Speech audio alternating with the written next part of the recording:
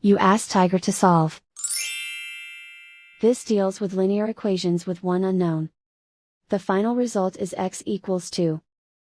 Let's solve it step by step. Simplify the expression. Simplify the arithmetic.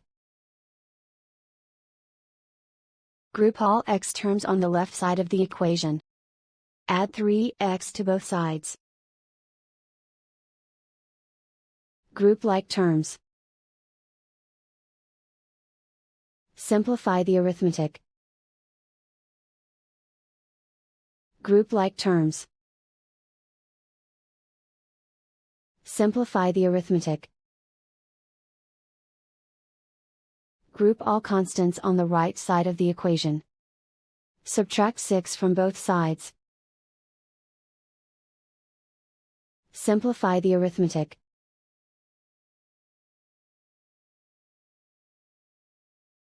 Isolate the x. Divide both sides by -6. Cancel out the negatives. Simplify the fraction.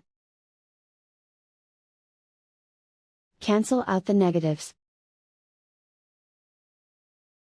Find the greatest common factor of the numerator and denominator.